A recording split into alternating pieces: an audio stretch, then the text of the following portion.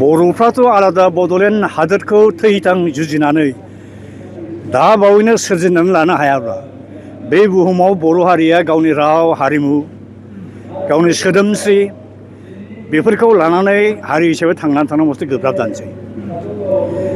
बेखायनो थैथां बड'लेण्ड सेपारेट स्टेटखौ जेसेबां बर'फोरनि गेजेराव आफादफोर दं, पलिटिकेल पार्टिज होन, नन पलिटिकेल पार्टिज होन, फरायसा आफाद होन, आइजो आफाद होन, समाजारि आफाद होन, बे आफादनि मानसिफ्रा खौसेयै ज' जाफिननानै गोदान गोहो बोलो खायदा बुद्धिजों पिसफुलि डेम'क्रेटिक मास मुभमेन्टखौ खालामलांनानै बड'लेण्ड रायजोखौ आदाय खालामनो हायाब्ला महा मुस्किल दंसै आरोखि।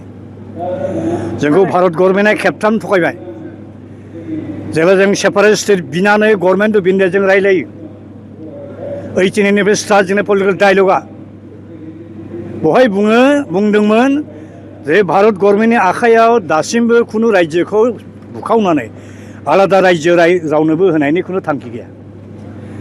नोंसोर आफादआव बेखौ लाथ'दों, जोंखौ 93आव BScखौ जासिबाय, जोंबो लाबाय, एक्सपेरिमेन्ट खालामबाय। जोङो आंनो चिफ जानो मोन्दोंमोन। अखाफोर 6 दाननि उनाव गेजेराव आं मिथिबाय जे जि खोथा जबान भारत गभर्नमेन्ट आसाम गभर्नमेन्टनो होदोंमोन बे जबानखौ लाखियाखिसै। बिनि जाहोनाव आङो 6 मासनि उनाव BScनि चिफनि राजउलाफादखौ जोगदावनानै आं रिजाइन जाना फैदों। बिनि उनाव मा जाबाय, बे BSc एकर्डआ इमप्लिमेन्ट जायाखिसै। आंनि उनाव प्रेमसिं ब्रह्म चिफ जाफैबाय। प्रेमसिं ब्रह्मनि उनाव फैबाय कनकचन्द्र नार्जारि। 93निफ्राय 2003सिम BScनि जेसेबां एकर्डनि क्लज दंमोन बे क्लजआ इमप्लिमेन्ट जायाखिसै।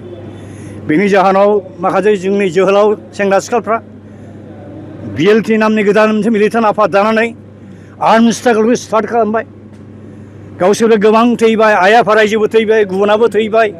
लास्टआव जोङो BLT लिडारफोरखौ खावलायबाय जे गभर्नमेन्टजों रायलायनानै एकर्ड माबा मोनसे खालामनो हायो नामा।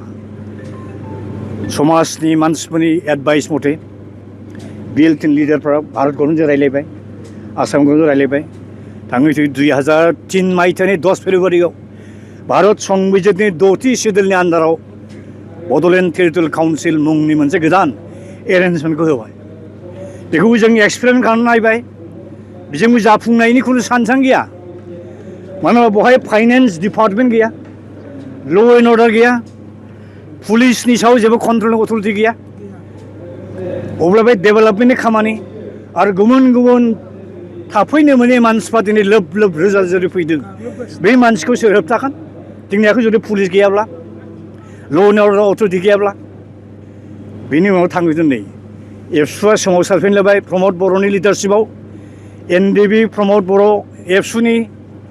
एबसु UBPआव कय खेब सावरायनानै दिल्लीयाव अकस्मात हरखाब रोखोमै खुनु सिभिल ससाइटि मिथिया मा सुक्ति खालामनो थांदों नै 2020 मायथाइनि 27 जानुवारियाव नुफेरै खोनाफेरै BTR नामनि गोदान मोनसे एरेन्जमेन्ट लाना फैबाय।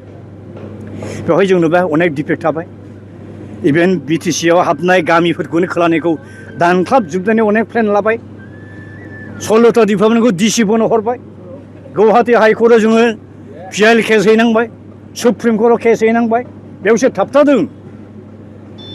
थाङै थुङै लास्टआव आं हारसिंनो जेब्ला गुवाहाटि हाइकर्टआ जोंखौ फेजेनबाय बे जोंनि केसआव अन्याय भाबै जोंखौ फेजेनदों। उफाय गैयै थैथां आइ आफाफोरनिफ्राय गरसे गरनै सान्दा मादा खांनानै दिल्लीनि सुप्रिम कर्टआव आं हारसिंनो आपिल हैनानै दं दा बिनिफ्राय जों बुजिबाय बे BScजोंनो जेबो जाखायाखिसै। BTCजोंबो मा जागोन नुखाबाय। BTRजोंथ' मा जागोन नुखाजोब्बाय। बोसोरबानि गेजेराव जोंनि आइ आफा रायजोफ्रा जिबायदि एसे मदद मोननांगौमोन, सहाय मोननांगौमोन, साख्रि बाख्रि मोननांगौमोन, मोनाखै। आरो देग्लाय BTCनो जिखिनि थाखा हरदों आसाम गभर्नमेन्टआ बिराद लासिंसिं दुखुनांथाव। टटेल बेसेबां हरगोन 900 कौटिल' इयारमार्क खालामदों। 900 कौटिनि मादाव 450 कौटि दाख्लै रिलिज खालामबायनो। ओमफ्राय 400 कौटिसो मोनबावनांगौ दं आरोखि। बेजों मा डेभेलपमेन्ट जागोन?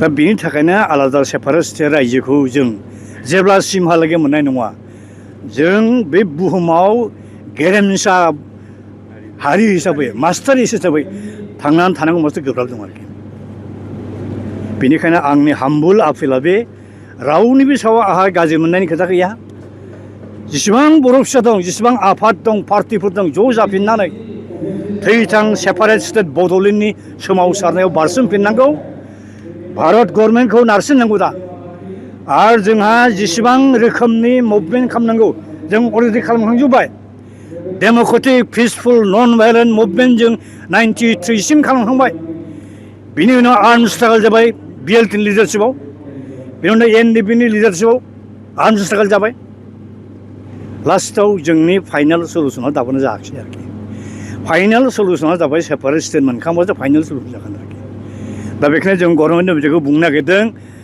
जोङो जिबायदि रोखोमनि जोंनि गोहो बोलो जोंनि दुखु रागाखौ दिन्थिनांगौ मा रोखोम स्टाइलनि मुभमेन्ट खालामनांगौ already we have already completed जों फोजोबखांबाय now it is the time for table negotiation peace negotiation political negotiation आरो 2014 मायथाइयाव गभर्नमेन्ट अफ इन्डियानो सेपारेट स्टेट बड'लेण्डखौ दाजागोन ना दाजाथावा बिनि सायाव स्टाडि खालामनो one man expert committee headed by G.K. Pillai बै समनि इउनियन हम सेक्रेटारि बिथांखौ चेयारमेन फाथिनानै एक्सपार्ट कमिटि दानायनि नटिफिकेसन होखांबायमोन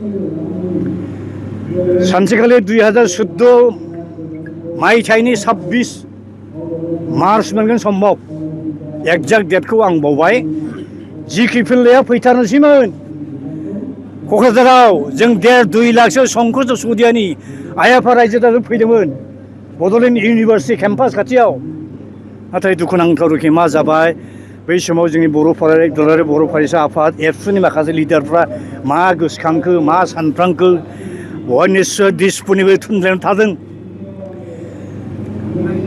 बेखौ फैनो नाङा होननानै बादा होबाय मा रोखोम बादा होखो नेशनेल स्टेट हाइवेआव मटर टायार साइकेल टायार सावग्लुंलाबायनानै गिख्रंथाव मोनसे थासारि खालामबाय लोगो लोगो आङो बिसिनो फन हरबाय G.K. पिल्लाइनि बिसिनो जे सारखौ जों नेगासिनो दं मानो फैदिया सिटुवेसना ओरैनो बोरै थांनो हालायखो दा बे रोखोम जोलोम जादों आरोखि दा जों गभर्नमेन्टनो बेखौ बुंनो नागिरदों सिगांनि गभर्नमेन्टआ जिहेतु one man expert committee Bodoland स्टेटहुडनि सायाव स्टाडि खालामनो दाखांबायब्ला दा बे एक्सपार्ट कमिटिखौ दाफिननांगौ थिनहरफिननांगौ स्टाडि खालामफैनांगौ जों रायजोखौ मोनथावनांगौ ना मोनथावनाङा मालाया बोरै मोनदों जोंहा मानो मोननाङा फालाय बे 5 लाख 6 लाख 10 लाख 12 लाख बे नागाफ्रा मिज'फ्रा अरुणाचलिसफ्रा मेघालयनि गार'खौ जयन्ति जुदि सेपारेट स्टेट जों मानो मोना